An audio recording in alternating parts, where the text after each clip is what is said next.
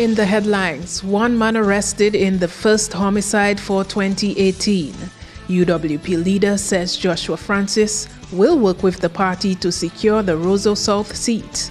And the father of Randy Corriett speaks out publicly for the first time since his son's death. I am Idona John-Baptist with the Channel 5 News. Details of these and other stories coming up.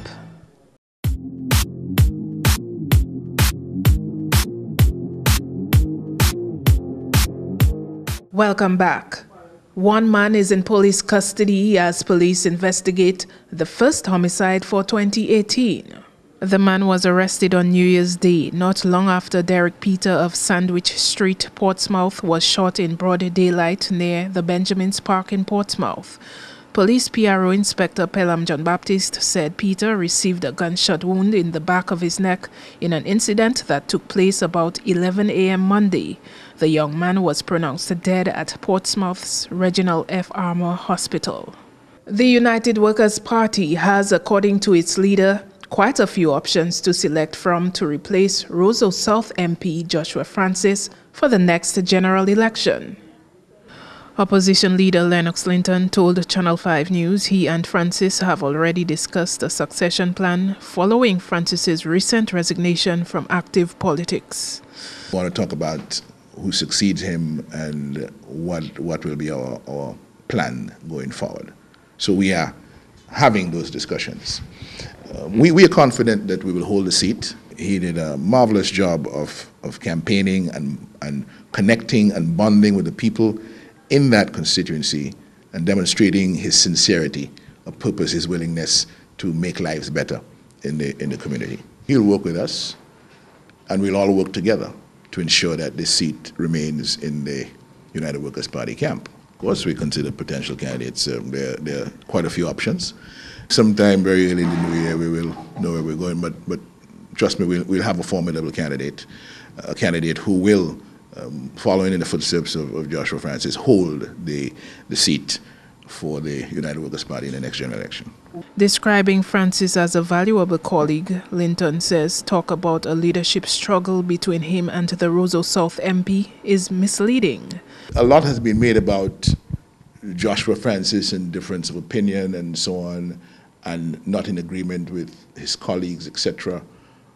Much as that has been blown way out of proportion, and sometimes I have not understood or known what people are talking about. When they talk about some leadership struggle between Joshua Francis and myself, it has never happened. There's never been any leadership struggle in the United Workers' Party since I have been leader from 2013. So you have differences, and we have had differences, and we have discussed those differences. And I'm not talking about Joshua Francis specifically now, I'm talking generally speaking. We don't always see things the same way. That's not how life works. The UWP leader said the public should respect Francis's decision to move on. He has indicated that he needs some time to deal with some other things. And, you know, I guess in Dominica, it's difficult to understand that life is not all about politics. I wanted to take this opportunity publicly to wish Joshua well, and I wanted as well to urge the people of Dominica to respect his decision. In more news, investigations continue into circumstances surrounding the death of 29-year-old Randy Corriett of Loda, who succumbed to burn injuries last Friday. Corriett was at a friend's house in the community last Wednesday night when the fire happened. He was admitted to the intensive care unit of the Princess Margaret Hospital with serious burns about his body. His father, Peter, said he saw his first son take his last breath on the hospital bed. Every time I see Mr., I get a pain and cannot go. The doctor bit, when I start to cry, the doctor bit my head back, tell me I have pressure. And up to now I have that pain in my chest. And when he died, I go and check him at the hospital. I just couldn't watch him. I stay about 6 hours at the hospital. She don't want to bench. She tell me I'm going to see him. When my wife called me, he tell me, I see you call you, something happened. When I rushed at the hospital, I see him lie down on the bed.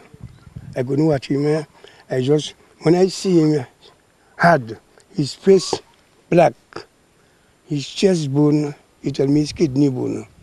And he didn't do nothing. When I check out my eyes, when I throw back my eyes, I see him do that. After he tell me that was his last breath when he see me. Randy was the eldest of the Coriots' 3 boys. My first son, that's bad. And that is a sudden death. That is a wicked death. One thing I do I am a believer. And my son just go like that. God is in control. I leave hospital when I go King's Newton for gas. When I tell people that, everybody start to cry. Everybody had no Randy in Dominica. Whole of Dominica had no Randy. Child Fund Caribbean, which had pulled out of the region in 2015, has come back to assist the hurricane-ravaged country of Dominica. Andrea Louis has that story. The West Dominica Children's Federation was a direct beneficiary of Child Fund Caribbean and had been seeking international sponsorship to carry out its projects since Child Fund left the region over 2 years ago. After the passage of Hurricane Maria last year, the WDCF was able to put together packages to assist those for whom they provide support. Global Medical from Canada also partnered with the Federation to distribute water purification kits to ensure safe drinking water after the hurricane. Coordinator of the Federation, Beverly Barron, says the Child Fund International also came on board to assist in the Federation's relief effort. In terms of the activities that we've been doing, well, immediately as we were able to, we started delivering grocery packages.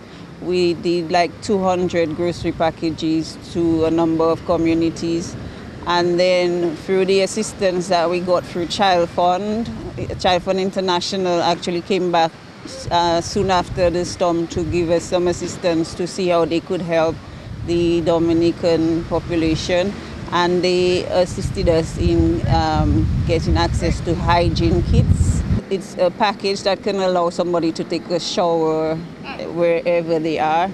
So we did like 2,700 of those.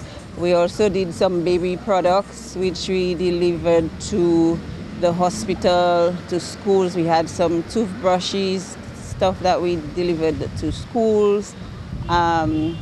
We did baby powder. So a lot of the stuff was given to us by Johnson & Johnson's Heart to Heart Foundation through Child Fund, and then we distributed it locally. Can we look forward to more collaboration with? Well, I know for that January coming, they have some more items coming, but further than that, it's still not sure what's going on. They themselves are seeking funding on our behalf to do things in Dominica.